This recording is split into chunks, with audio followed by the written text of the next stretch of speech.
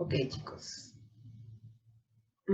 Esta semana tenemos que ver 4 bacterias en su programa y vamos a estar viendo también otras 3 adicionales que yo les puse. ¿Por qué esas las puse? Porque en teoría deberían estarlas viendo en el programa, pero pues no están. Las bacterias que vamos a ver esta semana son Legionella, Haemophilus, Brucella y Francisella. Hoy vamos a ver Legionella y Haemophilus.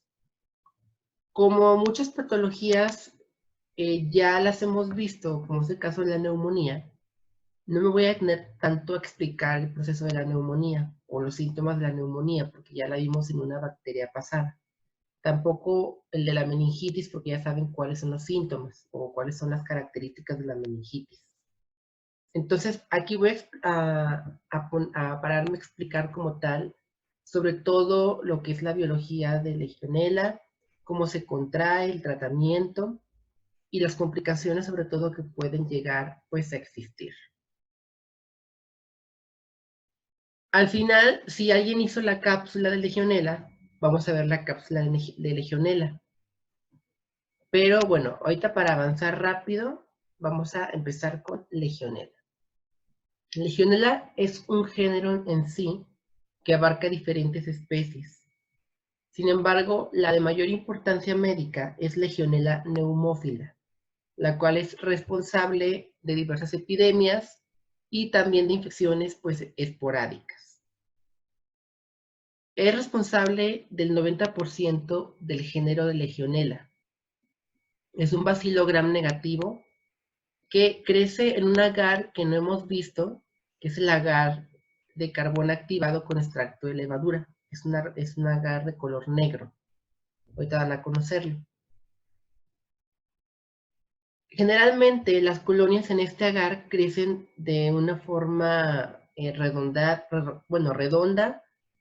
tienen un color entre azul, traslúcido o plateado, que serían estas colonias que están aquí, son planas y básicamente este es un agar especial para que pueda crecer la bacteria, ya que requiere de muchas condiciones de crecimiento específicas y también estrictas para que pueda llegar a crecer. Entonces, no es como que crezcan tan fácilmente como en las bacterias que hemos visto anteriormente. Sí requieren como tal otras condiciones más estrictas. Son catalasas positivas y sintetizan una cantidad de enzimas como las proteasas, las fosfatasas, las lipasas, las DNasas y las RNasas. También poseen una actividad hemolítica y citotóxica, sin embargo, no crecen en agar sangre, pues no podemos verla como tal. Son bacilos también finos y pleomorfos, que miden entre 0.3 y 0.9 por 2 micrómetros. El suplemento que requieren para poder crecer es cisteína, que es como tal, pues, un componente aminoacídico. Son aerobias obligadas, entonces requieren como tal siempre la presencia de oxígeno para poder crecer. Y por lo tanto, ¿en qué parte del cuerpo es donde pueden crecer las legionelas? Si requieren oxígeno, ¿en qué parte del cuerpo pueden crecer las legionelas? En la piel, en los pulmones, en boca.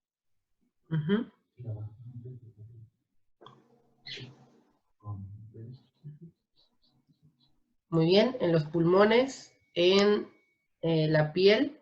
Sin embargo, la bacteria como tal en sí está más pues asociada a infecciones respiratorias. Ahora, en el agar sangre, en sí como tal, el agar no tiene los suplementos para que la bacteria crezca. Sin embargo, si le agregamos la cisteína y el hierro, puede ser que la bacteria crezca en agar sangre. Pero normalmente no crece en agar sangre. Ahora, ¿cómo es que estas bacterias se reproducen? Estas bacterias tienen una capacidad sobre todo de sobrevivir a condiciones extremas y de condiciones de vida libre, porque se reproducen dentro de lo que son amibas en la naturaleza o dentro de los macrófagos del cuerpo humano. Requieren como tal estas dos células para poder reproducirse. Entonces, ¿esto qué hace a la bacteria? Pues le confiere como tal la protección para que no sea destruida como tal, y también le permite utilizar parte de la maquinaria de la célula para poder generar más bacterias de su misma especie. Entonces, vamos a decir que es un parásito intracelular. Su patogenia generalmente inicia cuando estas bacterias entran a una amiba, en el caso de que sean de vida libre o que se encuentren en el medio ambiente, o en el caso de los macrófagos. Aquí lo que utilizan son como tal las vesículas, los macrófagos, para poder reproducirse, y una vez que ya se han reproducido, simplemente el macrófago se rompe, se lisa y se liberan. Continuando como tal, pues el ciclo de la bacteria. Nosotros las ingerimos cuando tomamos como tal agua que esté contaminada con la bacteria. Generalmente estas bacterias habitan en lugares como las tuberías, que no tienen como tanto mantenimiento, sobre todo las tuberías del agua, lugares donde hay agua caliente, y forman como tal biopelículas, que serían esta masa que está aquí. Esta masita de aquí es una biopelícula formada por bacterias, la cual, pues obviamente, cuando el agua pasa, pues queda contaminada con estas bacterias. Entonces, es como la forma en la que las ingerimos. Su ciclo comienza con la unión del componente C3 de una proteína porina en la membrana externa de la bacteria. Los macrófagos empiezan a liberar quimiosinas y citocinas. Estas van a estimular como tal la respuesta inflamatoria, y después estas van a proliferar en las vacuolas intracelulares, produciendo enzimas proteolíticas para matar a la bacteria, perdón, para matar a la célula hospedadora, y esta va a liberarse como tal, como que va a inducir como tal la lisis de esta célula, de esta amiba, y van a liberar todas las bacterias que se han reproducido. Y estas a su vez van a continuar infectando otro tipo de amibas o otro tipo de macrófagos. Como tal, la respuesta inmune en el cuerpo humano pues es escasa, sobre todo a nivel humoral, ya que los linfocitos T no son como tal los que atacan en sí la infección, sino más bien los macrófagos o los neutrófilos. Epidemiológicamente habitan en lugares como las tuberías, los lagos como tal, lugares donde hay bacterias o protozoos que pueden utilizar para reproducirse. Entonces, generalmente son infecciones nosocomiales producidas en el hospital, porque pues básicamente se pueden alojar dentro de las tuberías, el agua caliente, en las duchas, en los refrigeradores, y pues son como fuentes de infección esporádicas y también de epidemias para el ser humano. Hay que recordar siempre que el agua es el principal transmisor de enfermedades pues infecciosas. Entonces, bueno, una vez que están en las tuberías, pueden formar esta biopelícula que les mostré. Es como un conjunto de colonias envuelta en una gelatina, por así decirlo. Y esto es lo que les confiere la resistencia también a los antibióticos y al medio ambiente. Esto permite también que sobrevivan porque les confiere la humedad y el medio para que puedan seguirse reproduciendo. Casi siempre el 80% de las infecciones afecta a personas mayores de 40 años en adelante. Son como bacterias que atacan a esta población en sí. ¿Por qué? Porque tienen diferentes factores de riesgo que los hacen más propensos. Una de ellas son las enfermedades crónicas como la diabetes. En su mayoría, no todas las personas tienen diabetes a los 40 años, pero sí una gran población adulta pues tiene ya esta enfermedad crónica. También porque hay muchas personas que fuman, esto también es un factor de riesgo. La bronquitis, el efisema, pacientes que tienen quimioterapia o que están en procesos de quimioterapia también son propensos como tal a la infección. Pacientes con neoplasias o inmunodeprimidos son propensos a la infección también. Por inmunodeprimidos pueden ser, como ya hemos mencionado, pacientes con VIH o con el SIDA, pacientes con trasplantes de órganos o simplemente pacientes con una enfermedad inmunológica. Entonces, bueno, esta bacteria va a causar dos enfermedades importantes, que es la fiebre de Pontiac y la enfermedad de los legionarios. La más leve como tal es la fiebre de Pontiac. Leve entre comillas porque tiene, curiosamente, algunos de los síntomas que presenta como tal la infección por coronavirus. Entonces, pues anteriormente, hace unos años no se decía que era coronavirus, pero ahorita ya se puede confundir con coronavirus. Presenta como tal un inicio con síntomas pues inespecíficos como fiebre, escalofríos, mialgias, malestar general del cuerpo, cefalia, como si fuera como tal una gripe en sí. Estos síntomas empiezan a aparecer más o menos después de unas 12 horas de incubación, entre 2 y 5 días después de que la bacteria ha empezado como a reproducirse. Tiene una morbilidad limitada porque no hay tantos casos en sí. Entonces, como no hay tantos casos, pues no hay en sí casi ninguna muerte por este tipo de afección. También puede existir en este tipo de fiebre mareos, fotofobia, que es como la sensibilidad a la luz. Puede existir también rigidez en el cuello y confusiones.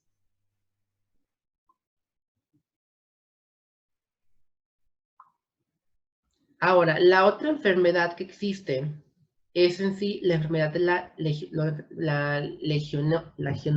no puedo pronunciarla. Bueno, la enfermedad de los legionarios o la legionelosis.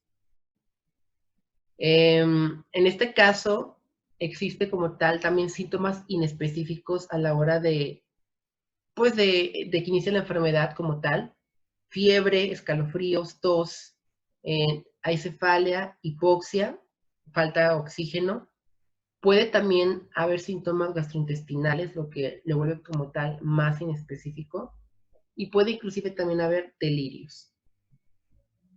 Esta enfermedad como tal es un poco, bueno, no es un poco, es más grave que la fiebre de Pontiac, ya que tiene una mortalidad un poco más alta, sobre todo también en pacientes inmunodeprimidos y 15% en individuos sanos. Es decir, de 100 personas sanas, 15 de ellas van a morir o pueden morir. Y de 75% de las personas que están ahí van a morir, sobre todo cuando son inmunodeprimidos. Esta bacteria o esta enfermedad, la legionelosis, puede afectar a los órganos como el tubo digestivo, el sistema nervioso central, el hígado y los riñones. Y también casi siempre se adquiere, sobre todo por el aire acondicionado, por las duchas. Entonces puede ser como una infección que puedes incluso adquirir dentro de un hotel o de un lugar que tenga como tal estos servicios que no tengan un buen mantenimiento. La principal característica o la principal afección que ocurre con esta infección es la neumonía. Ya en una clase pasada vimos en sí las 4 fases de la neumonía, que es la congestión, la hepatinización roja, hepatinización gris y la resolución o la muerte en sí del paciente o recuperación. En sí, la bacteria como tal se adquiere por vía oral o vía respiratoria. Esta va a llegar a los pulmones y va a causar lo que es neumonía. Va a empezar con una inflamación de los lóbulos o de algún lóbulo. Va a causar también abscesos o microabscesos, como los que se observan aquí en la radiografía. Estas partes de aquí son abscesos. Y si lo viéramos en la imagen real, pues se vería el pulmón de esta manera, de esta forma como tal.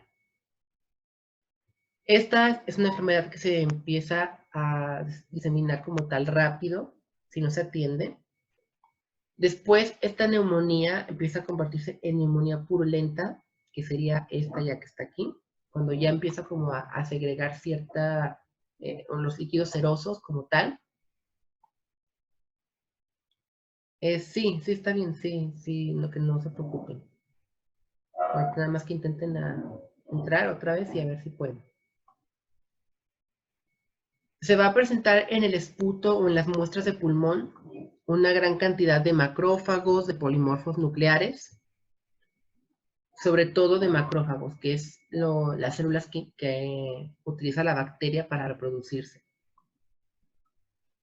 También puede existir leucocitosis, hiponatremia, que es una disminución como tal del sodio, hematuria, inclusive la insuficiencia renal, cuando no se trata con rapidez. Puede llegar a existir también una insuficiencia hepática y va a presentarse como principal síntoma la ictericia. Para diagnosticarla realmente es complicado, ya que no es como tal una bacteria que crezca en los medios de cultivo convencionales, como el agar sangre, el agar maconqui, que son los más comunes en el laboratorio. Para poder diagnosticarla tiene que hacerse una tinción especial, es una tinción de plata, pero esta tinción solamente es buena o sirve para hacer tinciones en tejidos. Entonces se requiere una biopsia de pulmón para poder confirmar la infección en los pulmones. En lo que es el esputo, las muestras líquidas, la tinción de Gram tampoco es como muy buena porque son bacterias que se tiñen mal. Entonces pueden decolorarse o pueden llegar a confundirse con otro tipo de bacterias. No es tan recomendable la tinción de Gram. Hay que hacer una biopsia de pulmón y teñirla con plata de Viertel. Y esta tinción nos va a dar como tal, pues las bacterias ahora sí que dentro de lo que es el tejido. Se veían de esta forma. También podemos hacer una amplificación de ácidos nucleicos, sin embargo, pese a que es una técnica muy segura y muy específica para muchos tipos de bacterias, inclusive pues de virus, de organismos, también no es muy recomendada, sobre todo porque es cara y porque la mayoría de la gente a veces no tiene la enfermedad como tal y no requiere el estudio. A menos que sea una emergencia, pues se recomienda mandar a hacerla. Se puede usar una sonda fluorescente o un marcador para poder ver las bacterias con un microscopio de fluoresceína. También así se puede diagnosticar. O la forma más fácil en el laboratorio es la prueba de antígeno ureico o urinario. Esta prueba es muy fácil de hacer. Es básicamente como una prueba de embarazo. Pones la orina en la sección que está aquí, donde dice S, y te van a aparecer dos líneas si es positiva, una línea si es negativa. Entonces, no tienen como tal ningún pierde. Hay que tener cuidado con estas pruebas, sobre todo porque hay una forma como tal también de interpretarlas. En la positiva tienen que aparecer las dos líneas, en la negativa tiene que aparecer la línea en el sitio donde dice, o donde está la letra C. Si aparece en el sitio T, no es válida la prueba, y si no aparece ninguna línea tampoco es válida. Entonces hay que volverla a hacer. El cultivo como tal, pues es también difícil de hacer, ya que requieren el agar tamponado con carbón activado y extracto de levadura, que es este agar negro, para poder hacer crecer las colonias. También se puede añadir al agar antibióticos para suprimir como tal bacterias que se contaminen o bacterias como de la microbiota. Y requieren una atmósfera de CO2 al 3% para poder también crecer. Casi siempre las colonias crecen a los 5 días, tarda un poco en que crezcan, y son colonias pequeñas de 1 a 3 milímetros. Las muestras en sí hay que tomarlas con un broncoscopio. Si vamos a tomar esputo, hay que hacer también una biopsia como tal, una punción en los pulmones, o inclusive también podemos tomar muestras de lo que es el líquido pleural, una punción pleural. Las punciones siempre recuerden hacerlas entre dos costillas, sobre todo entre las costillas intercostales.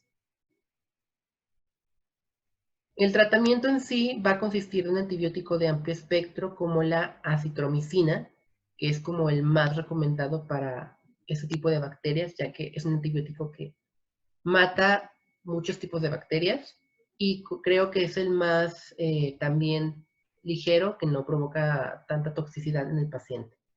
Se tiene que dar en 500 miligramos vía oral o vía intravenosa.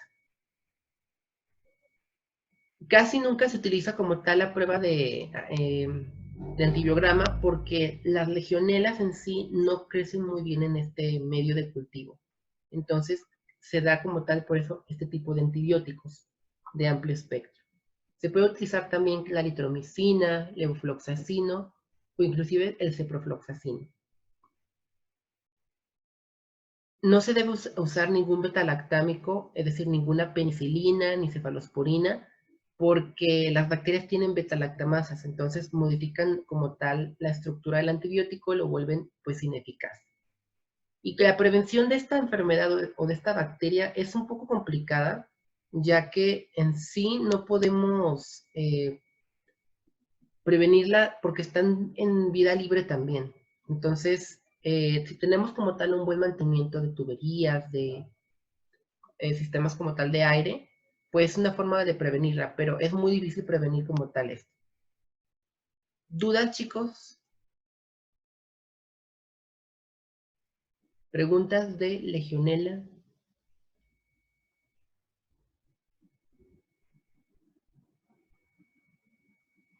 Ok. De ustedes, ¿quién fue la persona, bueno, o el equipo que hizo la cápsula de Legionela, si es que alguien la eligió?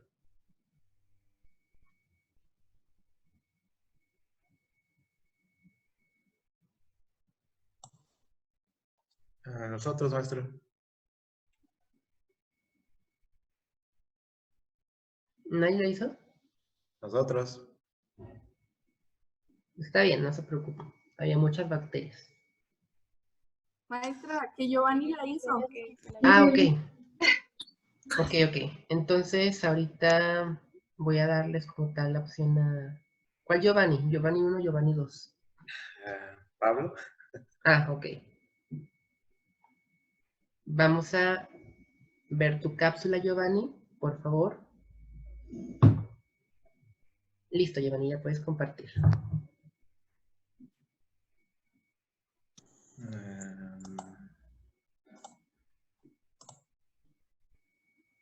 ¿Ya se ve? Sí. Ok.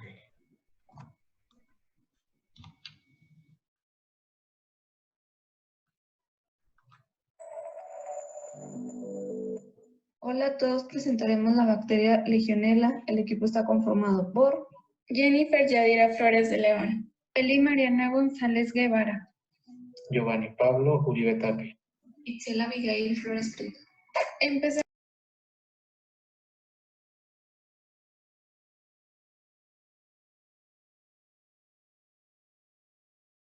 No se escucha. Ya nos escuchó.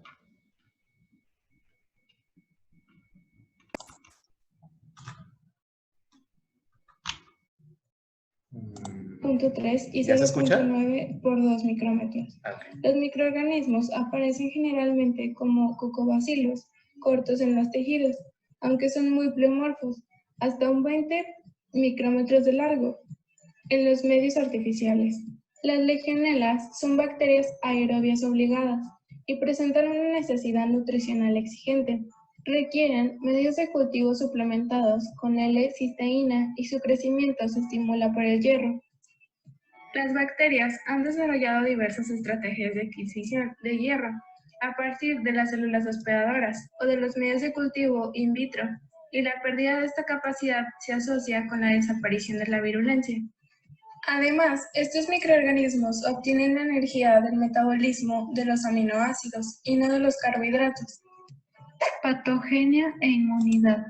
Las legionelas son bacterias intracelulares facultativas que en la naturaleza se pueden multiplicar entre amebas de la vida libre y en los macrófagos alveolares, así como en los monocitos y las células epiteliales alveolares de los hospedadores infectados.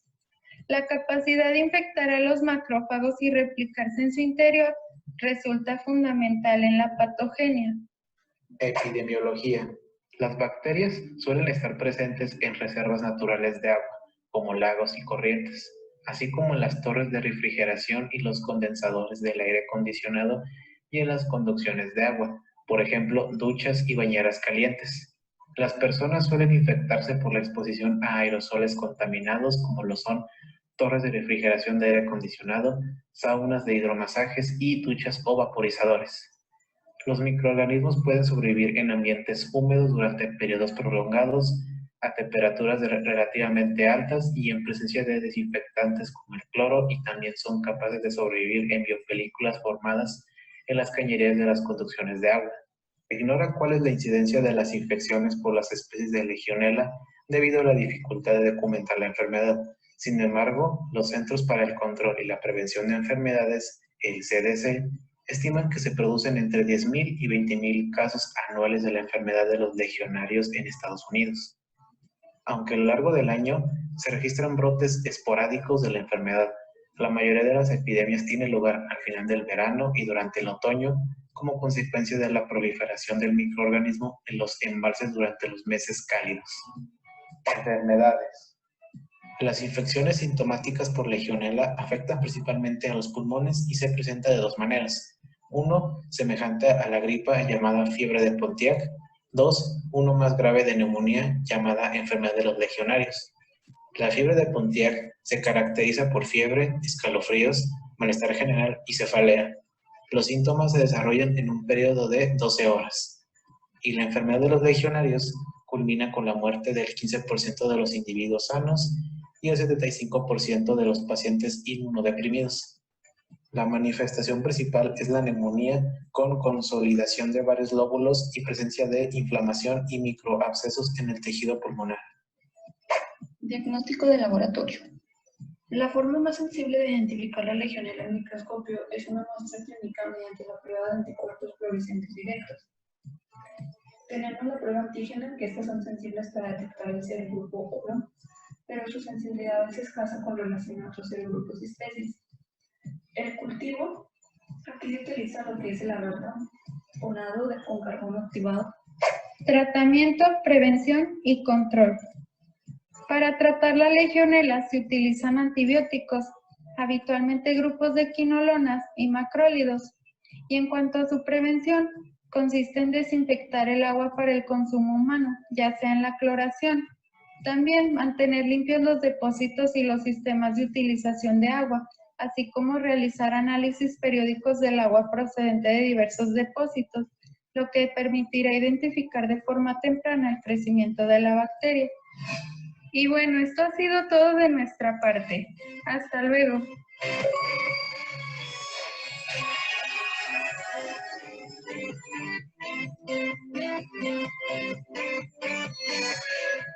Muy bien. Bravo. Muy bien.